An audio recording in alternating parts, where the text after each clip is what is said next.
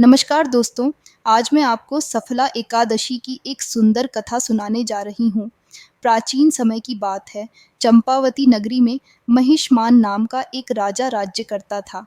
राजा महिष्मान धार्मिक प्रवृत्ति का था और भगवान विष्णु का अनन्य भक्त था। उसके 4 पुत्र थे, जिनमें से उसका सबसे बड़ा पुत्र लुम्पक था। लुम्पक दुष्ट स्वभाव का था और पापों में लिप्त रहता था। वह अपने पाप कर्मों में इतना मग्न रहता था कि उसे सही गलत का भान नहीं था। वह राजा के धन को भी नष्ट करता था और रात्रि में चोरी करके अनेकों पाप कर्म करता था। राजा महिष्मान अपने पुत्र लुम्पक के इन दुष्कर्मों से बहुत दुखी था, इसलिए उसने लुम्पक को राज्य से निकाल दिया। इसके बाद लुम्पक जंगल में जाकर रहने लगा। जंगल में भी वह अपने पुराने दुष्कर्मों से बाज नहीं आया और वहीं चोरी और लूटपाट करने लगा। लेकिन नियति का खेल ऐसा था कि धीरे-धीरे उसकी स्थिति अत्यंत दयनीय हो गई। उसे भोजन और वस्त्र तक के लिए संघर्ष करना पड़ रहा था।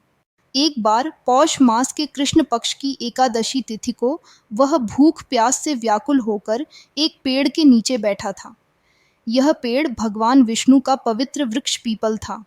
संयोगवश उस दिन लुम्पक ने कुछ फल प्राप्त किए और उसने उन्हें भगवान विष्णु के चरणों में अर्पित कर दिया। हालांकि यह सब उसने अनजाने में किया था, लेकिन उसका यह कार्य सफला एकादशी के दिन भगवान विष्णु की पूजा का अंश बन गया। इस भक्ति और अनजाने में किए गए व्रत के कारण भगवान विष्णु लुम्पक से प्रसन्न हो गए। भगवान ने उसे दर्शन दिए और उसके सभी पापों का नाश कर दिया। लुम्पक का जीवन पूरी तरह से बदल गया। भगवान विष्णु की कृपा से वह पवित्र और धार्मिक विचारों वाला व्यक्ति बन गया।